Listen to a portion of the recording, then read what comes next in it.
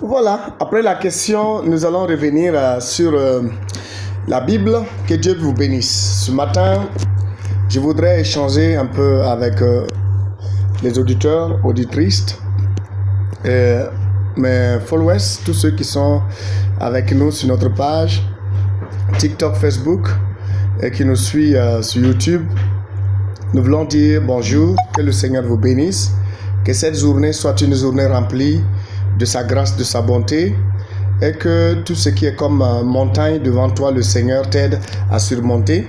Ce qui est comme creux, que le Seigneur les ramble pour toi, et que ce qui est comme difficulté dans ta vie, dans ta marche quotidienne, que le Seigneur te donne la victoire sur ce qui est comme problème dans ta vie, et que tu remportes des victoires au nom puissant de notre Seigneur Jésus-Christ. C'est votre humble serviteur Paul Benao de Gori, le messager de la bonne nouvelle. La bonne nouvelle, c'est le Seigneur Jésus-Christ en personne.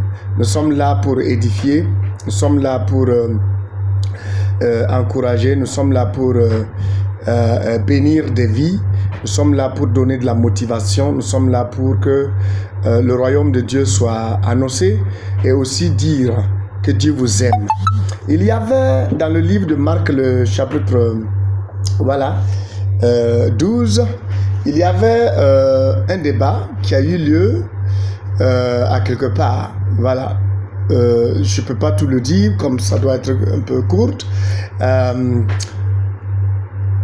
Et les gens posaient des questions au Seigneur Jésus-Christ sur la résurrection, sur les morts, sur tout.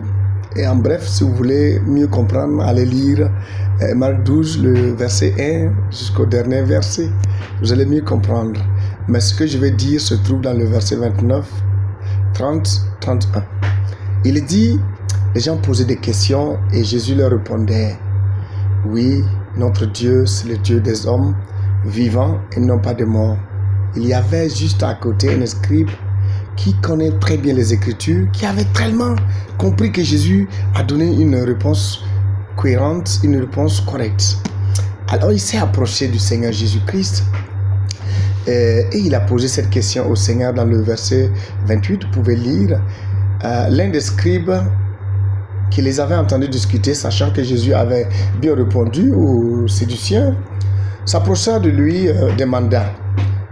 Voilà la question, il demanda à Jésus, et voilà sa question, il dit, quel est le premier de tous les commandements?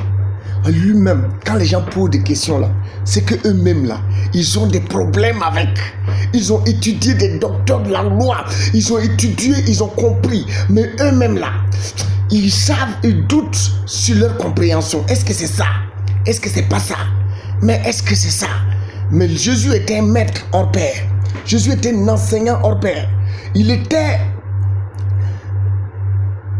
quelqu'un qu'on ne peut pas concurrencer. Ce séducien, ce scribe-là, ce scribe plutôt, qui entendait parler aux séduciens, qui Jésus avait déjà donné une bonne réponse, il s'approchait aussi pour recevoir sa réponse. Il dit, mais quel est le commandement, le premier commandement de tous les commandements? Jésus répond au verset 29. Il dit, voici le premier, écoutez Israël, le Seigneur, notre Dieu, est unique Seigneur.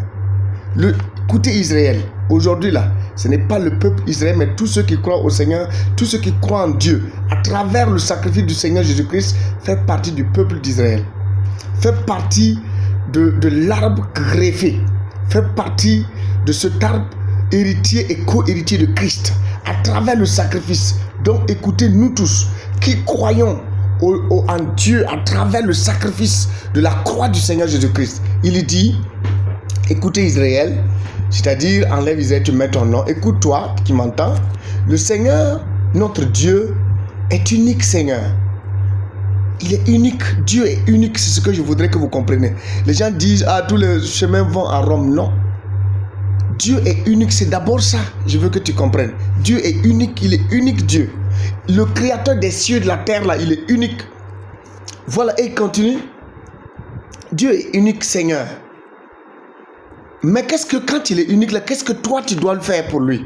Jésus continue en disant, tu l'aimeras le Seigneur ton Dieu. C'est pour ça qu'on chante, tu aimeras ton Dieu de tout ton cœur, Et le Seigneur alors te soutiendra.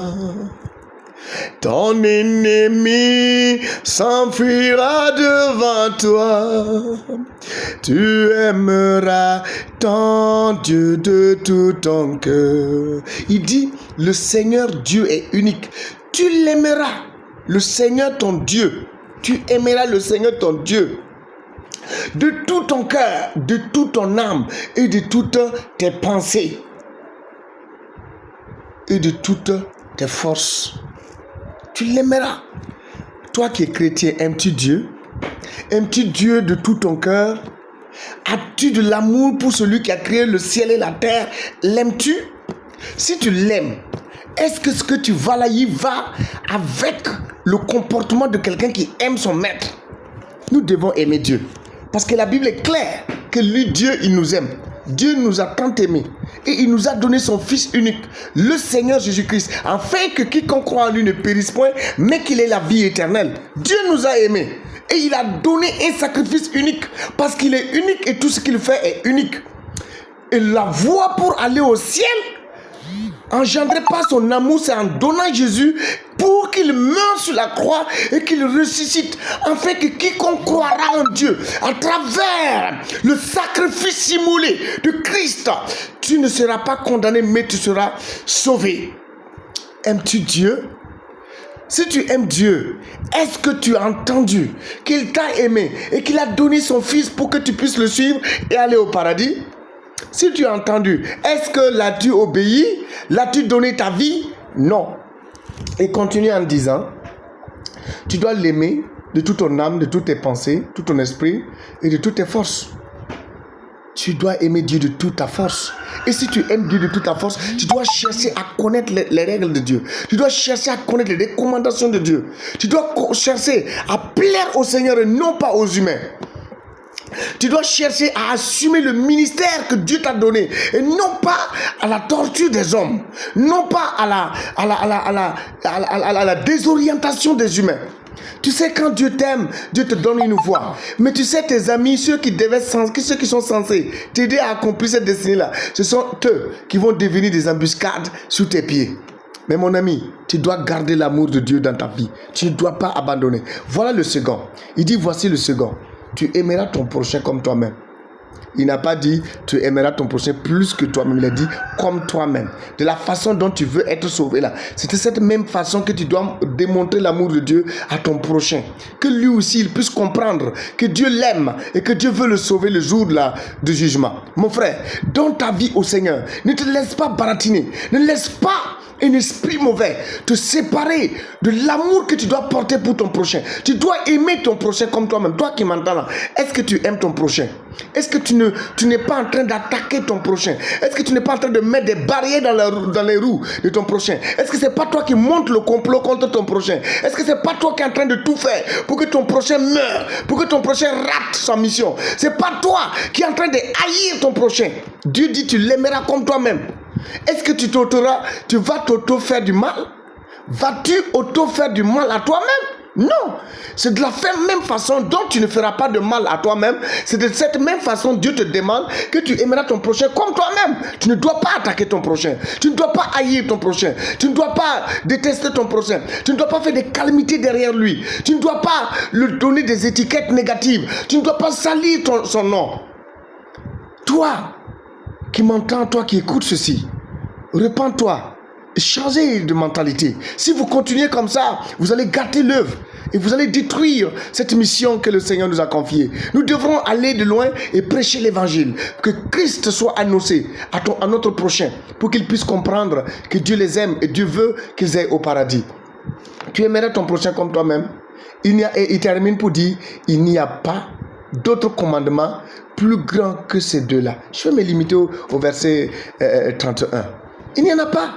Il n'y a pas d'autre commandement plus grand que ce que le Seigneur nous a confié. Oh, que Dieu te bénisse, toi qui m'entends. Change de mentalité. Quitte la haine, quitte la jalousie. Engage-toi pour l'amour de Dieu. Engage-toi pour l'amour de ton prochain. Prêche l'évangile. Annonce que Jésus est le chemin, le seul chemin qui va au ciel. Dis-le haut et fort. Que Dieu te donne la capacité au nom puissant du Seigneur Jésus-Christ. C'est le ministère de Whole World for Christ. Que tout le monde dans leur vie